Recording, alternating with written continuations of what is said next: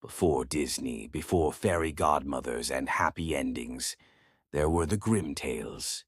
Welcome to the stories as they were meant to be told.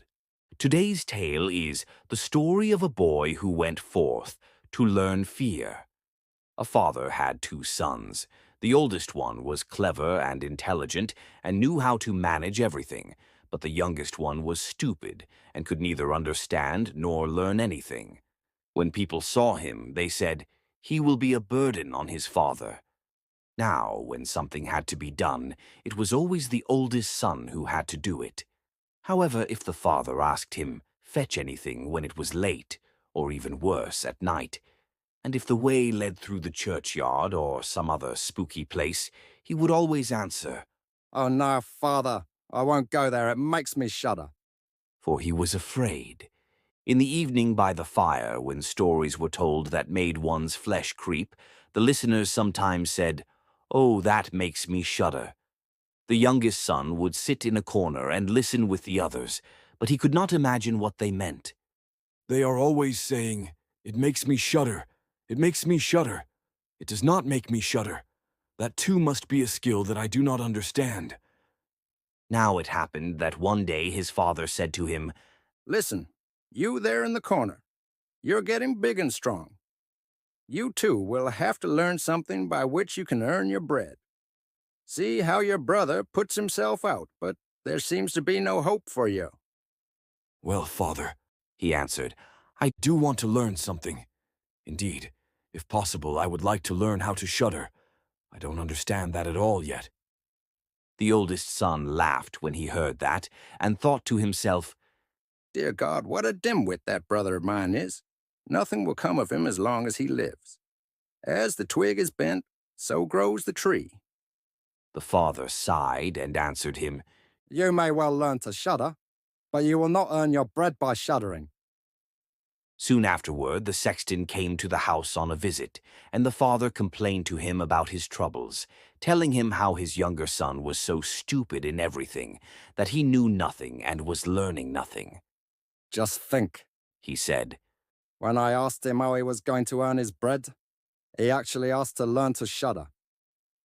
If there is nothing more than that, replied the sexton. he can learn that with me. Just send him to me. I will plane off his rough edges. The father agreed to do this, for he thought. It will do the boy well. So the sexton took him home with him, and he was to ring the church bell. A few days later, the sexton awoke him at midnight and told him to get up, climb the church tower, and ring the bell. You will soon learn what it is to shudder, he thought. He secretly went there ahead of him. After the boy had reached the top of the tower, had turned around, and was about to take hold of the bell rope, he saw a white figure standing on the steps opposite the sound hole. "Who is there?" he shouted, but the figure gave no answer, neither moving nor stirring. "Answer me," shouted the boy, "or get out of here. You have no business here at night." The sexton, however, remained standing there motionless so that the boy would think he was a ghost. The boy shouted a second time, "What do you want here? Speak if you are an honest fellow, or I will throw you down the stairs." The sexton thought. He can't seriously mean that. He made not a sound and stood as if he were made of stone. Then the boy shouted to him for the third time, and as that also was to no avail, he ran toward him and pushed the ghost down the stairs. It fell down 10 steps and remained lying there in a corner. Then the boy rang the bell, went home, and without saying a word went to bed and fell asleep. The sexton's wife waited a long time for her husband, but he did not come back.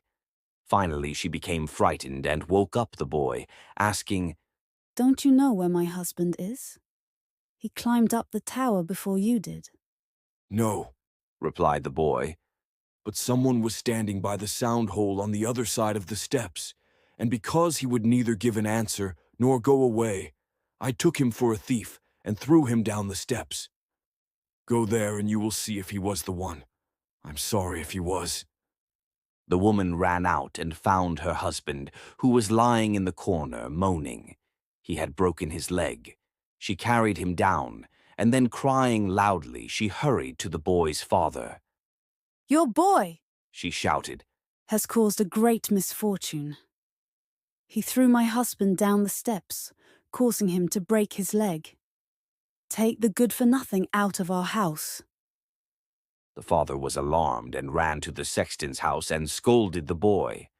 What evil tricks are these? The devil must have prompted you to do them. Father, He replied. do listen to me. I am completely innocent. He was standing there in the night like someone with evil intentions. I did not know who it was, and I warned him 3 times to speak or to go away. Oh, Said the father. I've experienced nothing but unhappiness with you. Get out of my sight. I do not want to look at you anymore. Yes, Father, and gladly. Just wait until daylight, and I will go forth and learn how to shudder. Then I shall have a skill that will support me. Learn what you will. Said the father. It is all the same to me. Here are 50 tailors for you. Take them and go into the wide world. But tell no one where you come from or who your father is, because I am ashamed of you. Yes, Father, I will do just as you wish. If that is all you want from me, I can easily remember it. So at daybreak the boy put his 50 tailors into his pocket and went forth on the main road, continually saying to himself, If only I could shudder! If only I could shudder! A man came up to him and heard this conversation that the boy was holding with himself, and when they had walked a little farther to where they could see the gallows, the man said to him, Look, there is the tree where 7 men got married to the rope-maker's daughter and are now learning how to fly. Sit down beneath it and wait until night comes, and then you will learn how to shudder. If there is nothing more than that, answered the boy, I can do it easily. But if I learn how to shudder that quickly, you shall have my 50 tailors. Just come back to me tomorrow morning. Then the boy went to the gallows, sat down beneath them, and waited until evening. Because he was cold, he made himself a fire. However, at midnight there came up such a cold wind that in spite of his fire he could not get warm. And as the wind pushed the hanged men against each other, causing them to move to and fro, he thought, You are freezing down here next to the fire. Those guys up there must really be freezing and suffering. Feeling pity for them, he put up the ladder and climbed up, untied them one after the other, and then brought down all 7. Then he stirred up the fire, blew into it, and set them all around it to warm themselves. But they just sat there without moving, and their clothes caught fire. So he said, Be careful, or I will hang you up again. The dead men, however, heard nothing and said nothing, and they let their rags continue to burn. This made him angry, and he said, If you won't be careful, I can't help you.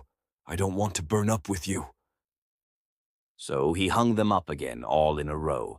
Then he sat down by his fire and fell asleep. The next morning the man came to him and wanted to have the 50 tailors. He said, Well, do you know how to shudder? No, he answered. Where would I have learned it? Those fellows up there did not open their mouths. They were so stupid that they let the few old rags which they had on their bodies catch fire. Then the man saw that he would not be getting the 50 tailors that day. He went away, saying, Never before have I met such a fellow. The boy went on his way as well, and once more began muttering to himself, Oh, if only I could shudder. Oh, if only I could shudder. A cart driver who was walking along behind him heard this and asked, Who are you? I don't know, replied the boy. Then the cart driver asked, Where do you come from? I don't know. Who is your father? I am not permitted to say. What are you always muttering to yourself? Oh, replied the boy. I want to be able to shudder, but no one can teach me how. Stop that foolish chatter, said the cart driver. Come, walk along with me, and I will see that I get a place for you. The boy went with the cart driver, and that evening they came to an inn where they decided to spend the night. On entering the main room, the boy again said quite loudly, If only I could shudder! If only I could shudder! Hearing this, the innkeeper laughed and said, If that is your desire, there should be a good opportunity for you here. Oh, be quiet. said the innkeeper's wife. Too many meddlesome people have already lost their lives. It would be a pity and a shame if his beautiful eyes would never again see the light of day. But the boy said, I want to learn to shudder, however difficult it may be. That is why I left home. He gave the innkeeper no rest until the latter told him that there was a haunted castle not far away where a person could very easily learn how to shudder if he would just keep watch there for 3 nights. The king had promised that whoever would dare to do this could have his daughter in marriage, and she was the most beautiful maiden under the sun.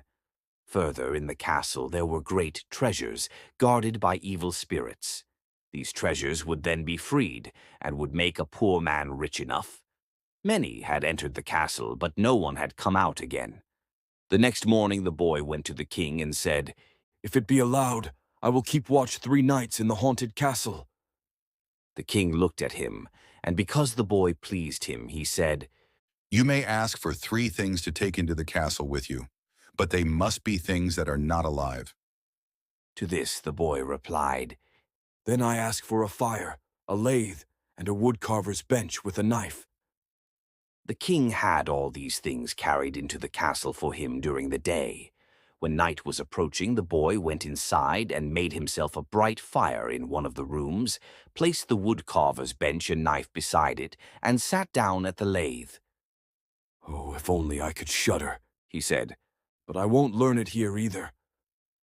Towards midnight, he decided to stir up his fire. He was just blowing into it when a cry suddenly came from one of the corners. Oh, meow! How cold we are! You fools, he shouted. What are you crying about? If you are cold, come and sit down by the fire and warm yourselves. When he had said that, 2 large black cats came with a powerful leap and sat down on either side of him, looking at him savagely with their fiery eyes. A little while later, after warming themselves, they said, Comrade, shall we play a game of cards? Why not? He replied. But first show me your paws. So they stretched out their claws. Oh, he said. What long nails you have. Wait. First I will have to trim them for you. With that, he seized them by their necks, put them on the woodcarver's bench, and tightened them into the vise by their feet. I have been looking at your fingers, he said, and my desire to play cards has disappeared. And he struck them dead and threw them out into the water. After he had put these 2 to rest, he was about to sit down again by his fire, when, from every side and every corner, there came black cats and black dogs on red-hot chains. More and more of them appeared until he could no longer move. They shouted horribly, then jumped into his fire and pulled it apart, trying to put it out.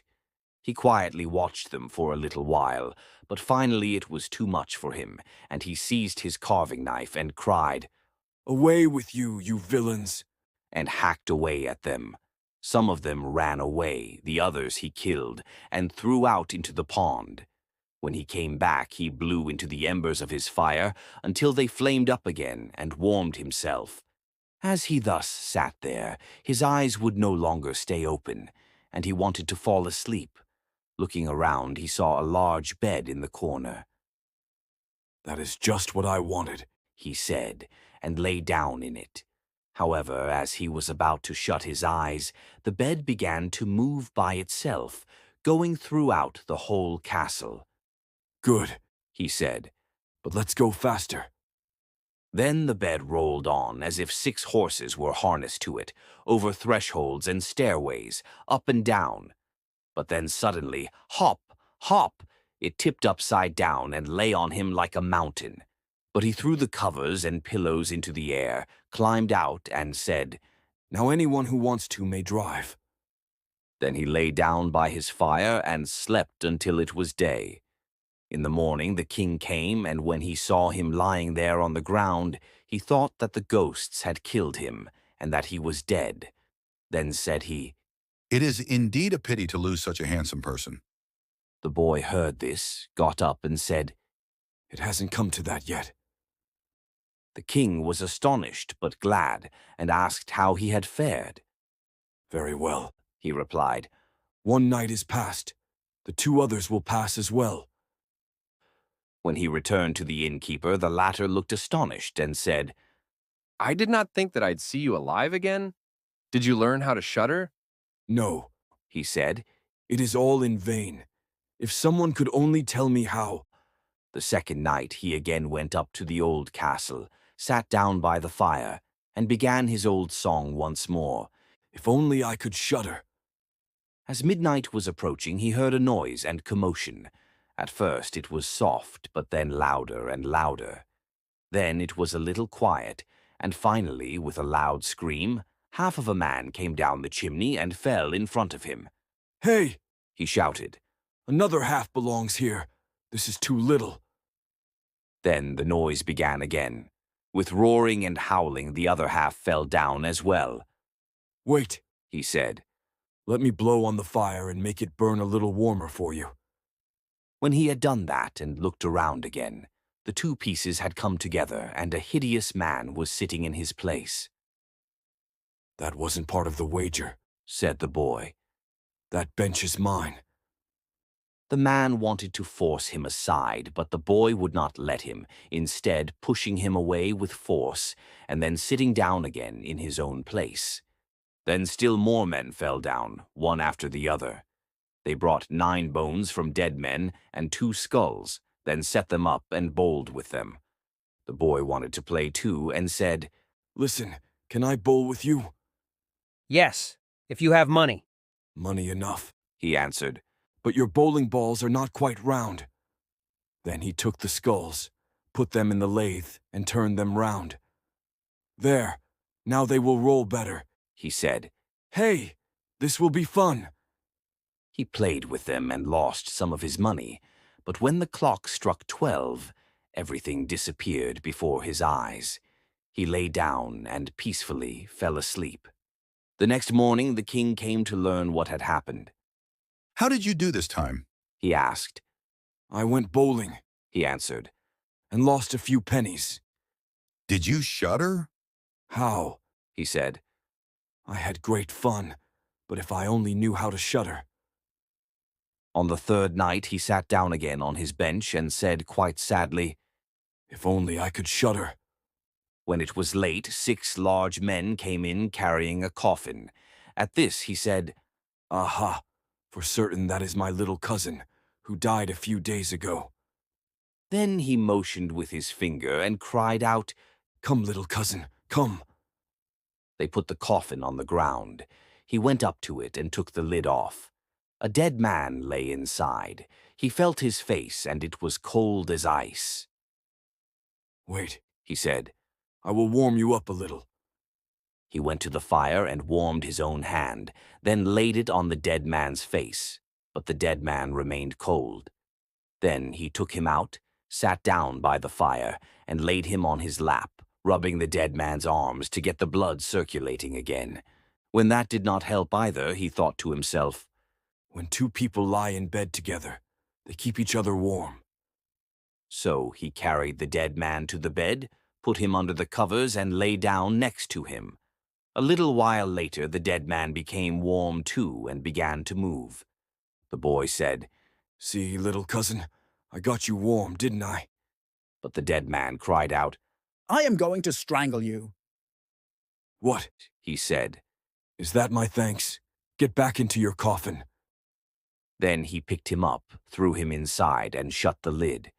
Then the 6 men came and carried him away again. I cannot shudder, He said. I won't learn it here as long as I live. Then a man came in. He was larger than all others and looked frightful, but he was old and had a long white beard. You wretch! He shouted. You shall soon learn what it is to shudder, for you are about to die. Not so fast, Answered the boy. If I am to die, I will have to be there. I've got you, said the monster. Now, don't boast. I am just as strong as you are, and probably even stronger. We shall see, said the old man. If you are stronger than I am, I shall let you go. Come, let's put it to the test. Then the old man led him through dark passageways to a blacksmith's forge, took an axe, and with one blow drove one of the anvils into the ground. I can do better than that, said the boy, and went to the other anvil. The old man stood nearby, wanting to look on. His white beard hung down. The boy seized the axe and split the anvil with one blow, wedging the old man's beard in the crack. Now I have you, said the boy. Now it is your turn to die. Then he seized an iron bar and beat the old man until he moaned and begged him to stop, promising that he would give him great riches. The boy pulled out the axe and released him. The old man led him back into the castle and showed him 3 chests full of gold in a cellar. Of these, he said, one is for the poor, the second one is for the king, and the third one is yours.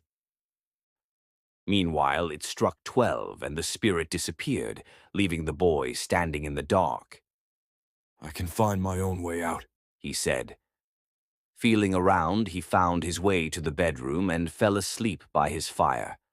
The next morning the king came and said, By now you must have learned how to shudder. No, he answered. What is it? My dead cousin was here, and a bearded man came and showed me a large amount of money down below, but no one showed me how to shudder. Then the king said, You have redeemed the castle and shall marry my daughter. That is all very well, said the boy, but I still do not know how to shudder. Then the gold was brought up and the wedding celebrated, but however much the young king loved his wife, and however happy he still was always saying, If only I could shudder. If only I could shudder. With time, this made her angry. Her chambermaid said, I can help. I know how he can learn to shudder. She went out to the brook that flowed through the garden and caught a whole bucketful of minnows. That night, when the young king was asleep, his wife was to pull the covers off him and pour the bucketful of cold water and minnows onto him, so that the little fishes would wriggle all over him. When she did this, he woke up crying out, Oh, what is making me shudder? What is making me shudder, dear wife? Yes, now I know how to shudder. Thank you for joining us on this journey through the story of a boy who went forth to learn fear. If you enjoyed this tale and wish to explore more original Grimm stories, please subscribe to our channel and continue your adventure with the Grimm brothers.